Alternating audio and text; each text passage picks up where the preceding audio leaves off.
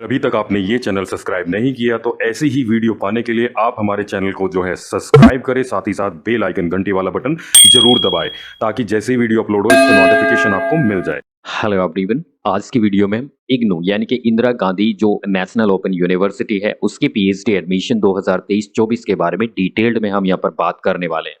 सो PhD IGNOU से कौन कौन कर सकता है, किस किस प्रकार की पीएचडी इग्नू में अवेलेबल है, एंड साथ ही साथ क्या नेट या जेआरएफ वाले कैंडिडेट्स को भी एंट्रेंस एग्जाम देना होगा, और कैसे सिलेक्शन जो है यहाँ पर पीएचडी के लिए होता है, और कहाँ से आप पीएचडी आप कर पाएंगे। क्या जो ऑल ओवर इंडिया जो सेंटर्स रहते हैं क्या वहाँ से पीएचडी होगी या रीजनल सेंटर से पीएचडी होगी, कहाँ से आप पीएचडी कर पाएंगे, तो क्या एलिजिबिलिटी रहेगी, सब्जेक्ट फीस, वो सारी चीज़ें हम यहाँ पर डिटेल्ड में समझने वाले हैं। तो चलिए, अभी जो नोटिफिकेशन है वो आपका अवेलेबिलिटी ऑफ इंफॉर्मेशन जो ब्रोचर है 12 दिसंबर 2023 को अवेलेबल है।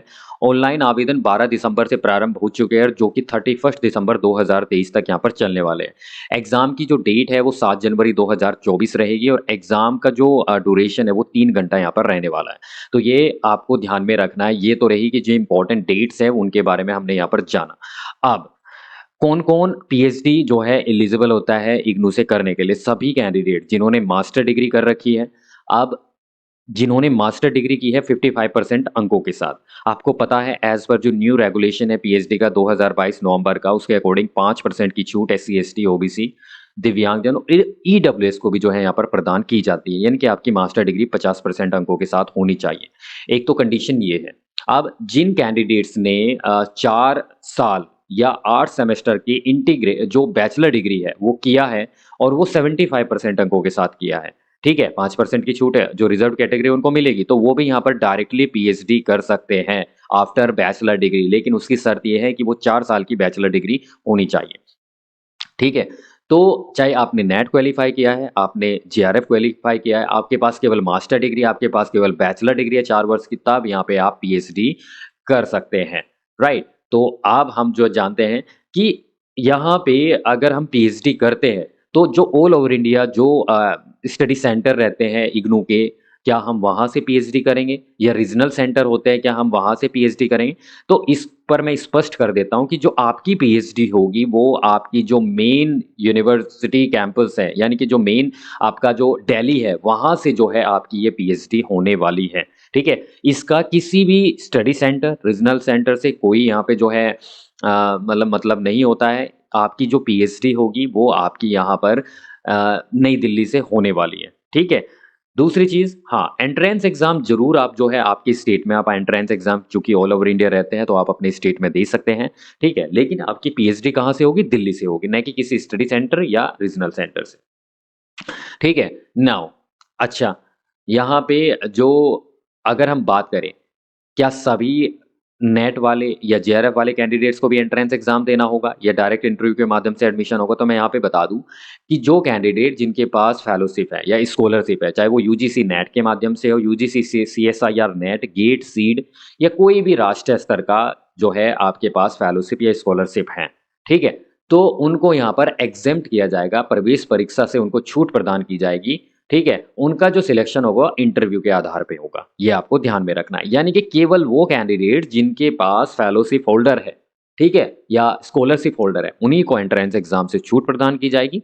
बाकी कैंडिडेट चाहे आपने नेट क्वालिफाई किया है या आपके पास मास्टर डिग्री है, आपको यहाँ पर एंट्रेंस एग्जाम देना ही होगा, ठीक है। तो ये काफी क्लैरिटी के साथ मैंने यहाँ पे आपको समझाया।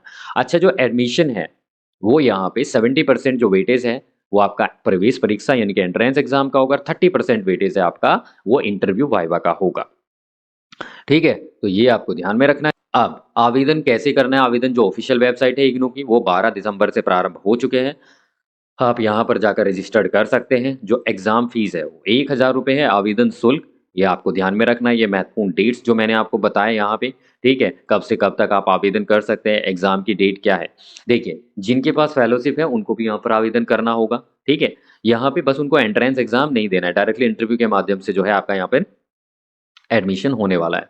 अच्छा, क्वेरी के लिए इन्होंने यहाँ पे फ़ोन नंबर्स और ईमेल एड्रेस दिए गए हैं, आप जो है इन पे जो है कॉन्टैक्ट कर सकते हैं, ठीक है। नाउ अच्छा, पहले क्या होता था कि जो जेआरएफ कैंडिडेट्स है, चाहे नेट क्वालीफाई है, चाहे उनके पास मास्टर डिग्री है, सभी को एंट्रेंस एग्ज़ाम देना होता था, लेकिन यहाँ पर नियम बदलते रहते हैं।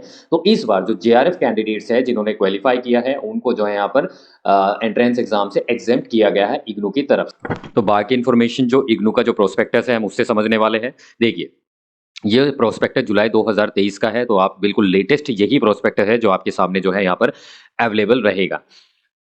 एंट्रेंस एग्जाम के बारे में मैंने आपको यहाँ पर बताया कौन कौन एग्जाम्प्ट रहेगा।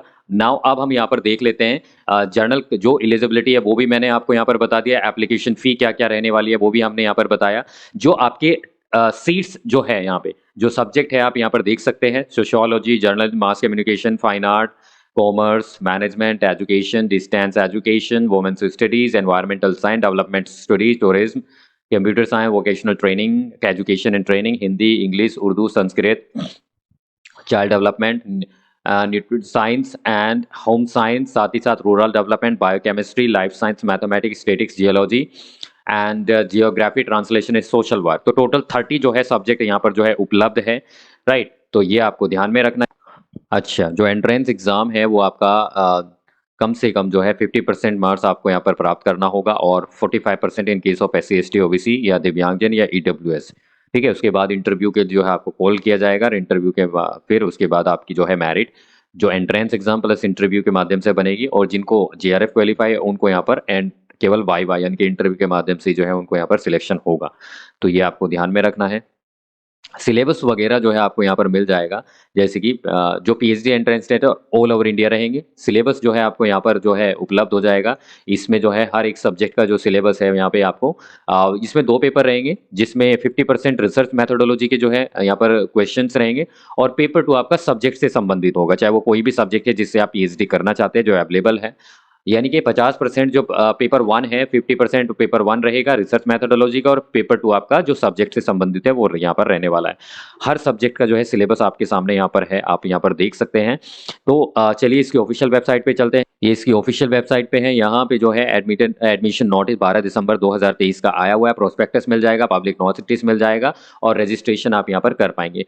ठीक है, तो रजिस्ट्रेशन करके जो है आप यहाँ पर आवेदन कर सकते हैं। कोई भी हार्ड कॉपी भेजने की आपको आवश्यकता नहीं है। तो वीडियो अगर अच्छी लगे वीडियो को लाइक करें, ज़्यादा से ज़्यादा शेयर करें, और ऐसी वीडियो पाने के लिए चैनल को जरूर सब्सक्राइब कर दें। Thank you, keep watching and keep subscribe.